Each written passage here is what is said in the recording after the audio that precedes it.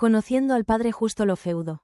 El padre Justo Antonio Lofeudo es un conocidísimo sacerdote que recorre España y el mundo entero promoviendo la apertura de capillas de la adoración perpetua, es decir, capillas en las que, las 24 horas del día, el Santísimo esté expuesto, con un gran equipo de fieles que, organizados en rigurosos turnos, le acompañen de día y de noche, adorando, reparando y consolando, y permitiendo así que otros muchos puedan acercarse para adorar en cualquier momento, porque la capilla está siempre abierta.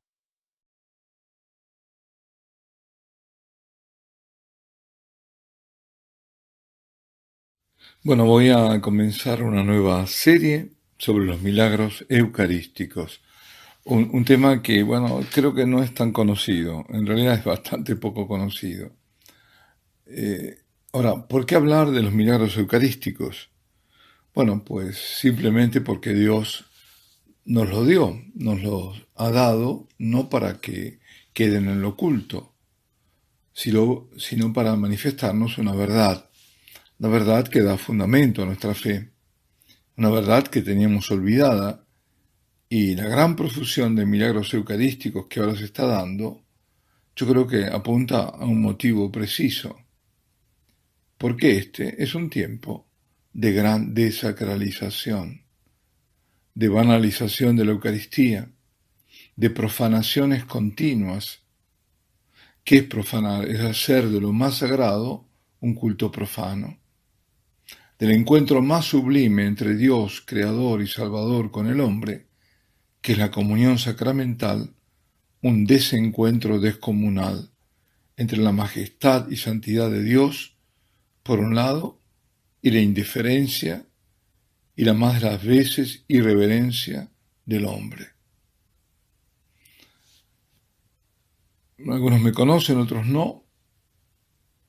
Quien está hablando, entonces, quiero comentar que, bueno, que recorre países, dentro de ellos regiones, ciudades, comarcas, y en la inmensa mayoría de los sitios compruebo con muchísimo dolor que las celebraciones de parte de quienes están presentes, no puedo decir participan porque no están participando, simplemente están de cuerpo presente y generalmente de espíritu ausente.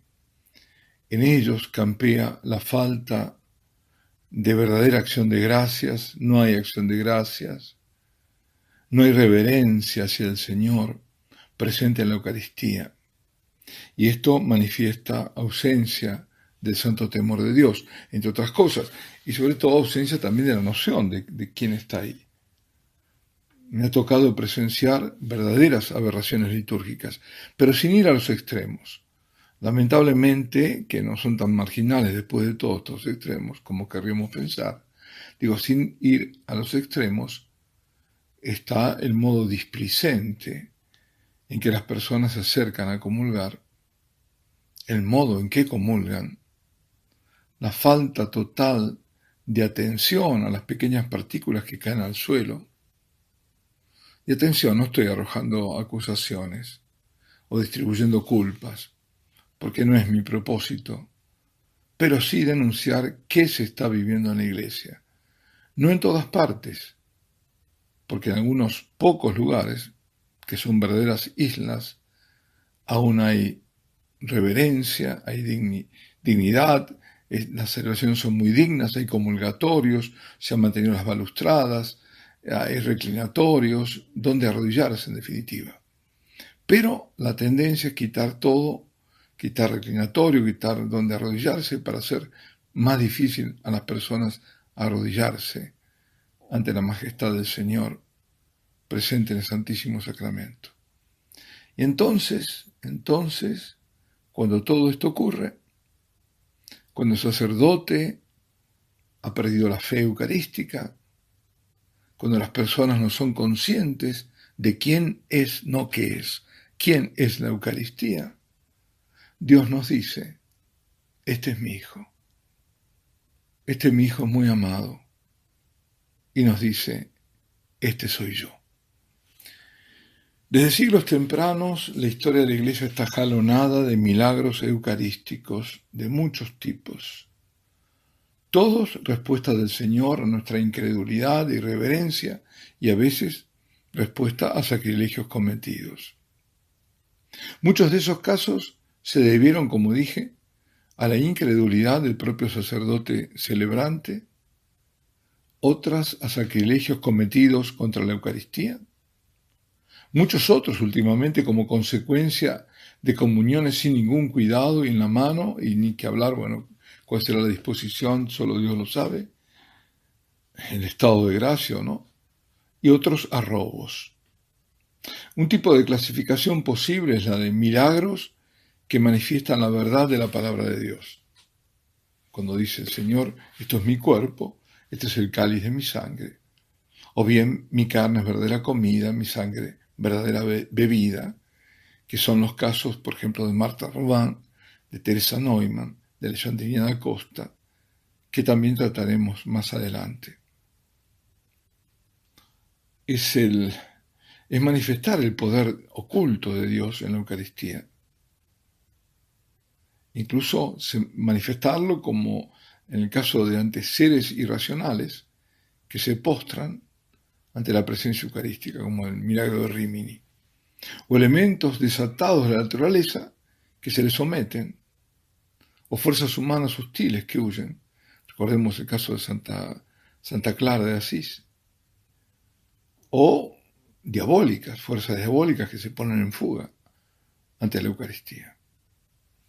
Bueno, muchos de los casos que brevemente trataré fueron extraídos de la muestra del venerable Carlo Acutis. ¿Quién fue Carlo Acutis? Porque también tengo que decirlo. Y es interesante que lo conozcamos, aunque sea así. Carlo Acutis murió en el año 2006, con 15 años de edad. Actualmente es venerable. Sabéis que el primer paso es que se declare siervo de Dios, el segundo paso es venerable, y ahora está abierta su causa de beatificación. Por el nombre nos damos cuenta que es italiano, Carlo Acutis, aunque nació creo que en Londres. Muere en Monza, en Italia, de una leucemia fulminante. Desde los 7 años de edad, cuando recibe su primera comunión, nunca faltó a la Santa Misa diaria. Por tanto, un gran enamorado de la Eucaristía. Y antes o al final de la celebración se quedaba frente al sagrario para adorar al Señor. Amaba también a la Santísima Virgen, no podía ser de otra forma, ¿no? Y era fiel en su rezo diario del Santo Rosario. Carlo solía decir, el infinito debe ser nuestra meta, no lo finito. El infinito es nuestra patria. Somos esperados en el cielo desde siempre. También esto es suyo. Todos nacen como originales, pero muchos mueren como fotocopias.